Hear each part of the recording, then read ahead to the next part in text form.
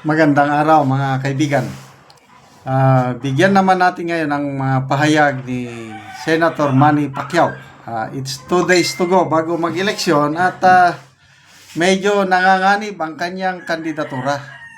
Hindi na siya pumapasok sa Magic 12. Okay? So ito, meron siyang pahayag na kung saan inamin niyang bobo. Grabe, bobo ako. Di ba? Yun ang reklamo ng mga tao laban sa kanya na kulang siya ng kaalaman. Kaya sabi niya, bobo ako. Okay. Bakit niya inaming bobo siya? Pakinggan natin siya. It's a campaign ads. Nandito, paid for by Manny Pacquiao. Bobo na mahigit 50,000 na scholar ang napag-graduate ko. Karamihan sa kanila ngayon ay nakakapagtrabaho na at umasinso sa buhay. Maraming salamat po, Sir Manny. You gave us a future when we thought we had none. We are just one of the thousands of families whose lives have been forever changed because of the scholarship program of Sir Manny Pacquiao. Ako yung bubo. Mahigit 2,000 bahay ang ipinamigay ko libre sa mga mahihirap. Inumpisahan ko lang dito sa lugar ko para makita ng tao yung programa natin na libreng babahay, kahit piso wala tayong sinisingil. Ako yung bubo. Mahigit 2 bilyong piso ang napamigay ko noong panahon na kailangan ako ng mga kababayan natin dahil sa pandemya. Manny Pacquiao allocated significant assistance to help those impacted by the pandemic. Ako yung bubo dahil mahigit 200 milyong piso ang naitulong ko sa mga mahihirap na may sakit. Ako yung bubo dahil mahigit 200 milyong piso na pangpuhunan sa mga mahihirap na bawat pamilya. Manny Pacquiao helped by providing funds for poor families and those suffering from illness. Oo, ngayon, inaamin ko na ako ay bubo. Buksingerong obses na mabigyan ng oportunidad ang mga mamamayang Pilipino na naghihirap. Yes Manny Pacquiao number 50 sa balota. Ibalik ang bobo sa Senado. Ibalik ang bobo sa Senado. Ang gandang advertisement yun, I don't know kung anong dating sa inyo. Kailang, sorry to say this, I have so much respect for Mr. Manny Pacquiao or ex-Senator Manny Pacquiao as a boxer. Walang makakaagaw sa yung karangalang nasa kanya. The only 8-time World Division champion. Malaking karangalan ng bansa yung naiadala niya. But as a senator, as a lawmaker, I'm sorry. Hindi ko yan iboboto. Okay, ipinagmalaki niya yung nagawa niya bilang, I don't know, bilang senador ba? O bilang tao, yung nilista ko dito yung naitulong niya Sana ba yung nilistahan? Sorry Yun scholarship. Ilang libo yung napaaral niya. Okay, nagtatrabaho na daw siya ngayon. Mahigit 2,000 libreng pabahay. Mga 2 billion na naipamigay niya na tulong nung pandemic. 200 million para sa mga may sakit. 200 million din capital ng mga pobre. Yun. So, maraming salamat po, Senator Manny Pacquiao, sa pagtulong ninyo. Kailang iba po ang trabaho ng senador. Ang senador po, gumagawa ng batas. So, ang tanong, may kakayahan ba kayong gumawa ng batas? Ano ba ang nagawa niyong batas yung 6 years na termino ninyo bilang senador? Sorry, wala akong matandaanan na nagawa niyong batas. Okay, so, itong meaning ng bobo niya pala, boksingerong obses na mabigyan ng oportunidad ang mga mahihirap nating kababayan. Pati pa yung acronym I'm sorry, hindi ako believe. Boksingerong obsessed. Mabigyan ng oportunidad ang mga mamamayang mahirap, something like that. Malayo siya kung campaign ads ang pag-uusapan.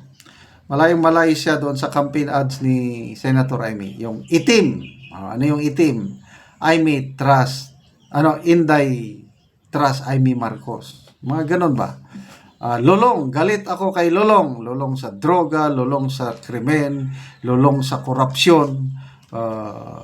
Kung walang lulong, lahat ay susulong. Yung mga ganong campaign ads. Okay. Malala ko nung 2022 na eleksyon, nangampanya ang Manny Pacquiao sa Bukidnon dito sa kabundukan sa mga tribong Talandig. Nako, ang daming membro ng Talandig tribe na bumoto kay Manny Pacquiao noong 2022. Bakit nila binutuhan si Manny Pacquiao? Kasi maganda yung mga pangako. Mga pangako niya is kabuhayan, pabahay at labanan ang mga kahirapan, sabi yung trabaho. Yeah, basta tatlo yung pangako niya, magbibigay ng trabaho, magbibigay ng pabahay at lalabanan ang kahirapan. Yung kanya kaya maraming bumoto. Natalo siya. So nandun, kawawa yung Talandig na tribo na umaasa na yung bahay nila na sira-sira, umaasa na mabigyan man lang ng yero o pako para maayos ang balay, kaya wala. So tayo na lang ngayon ang tumutulong sa tribong Talandig, yung mga pinangakuan ni ex-Senator Manny Pacquiao. So ngayon, ulitin ko, alanganin na siya. Lalo na hindi siya in-endorse ng Iglesia ni Cristo. Tapos yung ang naglalaban-laban diyan sa number 11 and 12, Amy Marcos, Camille Villar, Manny Pacquiao and Bam Aquino. Yan yung naglalaban-laban. In-endorse ng Iglesia ni Cristo si Camille Villar, Amy Marcos, Bam Aquino, ay lalong aangat sila. So, lalong madrag down si Manny Pacquiao. Yun ang tingin ko dyan. So, again, maraming salamat sa karangalan na naibigay ni ex-Senator Manny Pacquiao sa boxing. Maraming salamat sa tulong niya sa taong bayan, yung scholarship, pabahay, pandemic, puhunan. Kaya lang, hindi yan po ang trabaho ng isang senador. Ang trabaho ng senador ay gumawa ng batas. And sorry to say, wala pong kakayahan si Manny Pacquiao na gumawa ng batas. So yan lang po. Okay, maraming salamat sa inyong pagsubaybay sa ating programa, mga kaibigan. Nakakatulong kayo ng malaki sa tribong Talandig. Namimigay tayo ngayon ng libreng yero at pako sa tribo para ma-repair ang sira-sira nilang bahay. Panoorin nyo ang video na ito.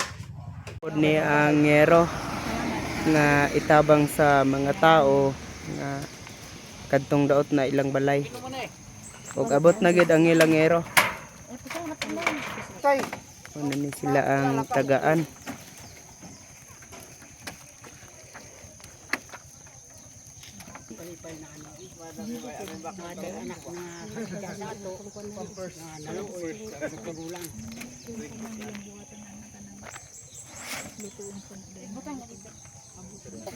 Kinain kan din niya.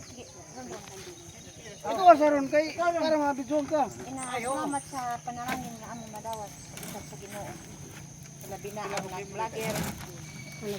Thank you dahil sa kuhan, aning panalangin. Ya kan isan digno dia sa balay.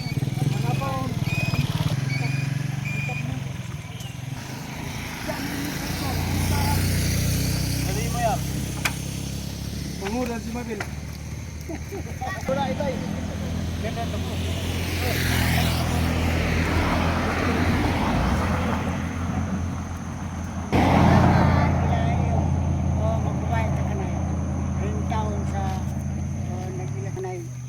Bigas ang kinabuhi huda di katapusan. Sa tiyo ka. Pag-atag. Kina masino lang pa doon na sa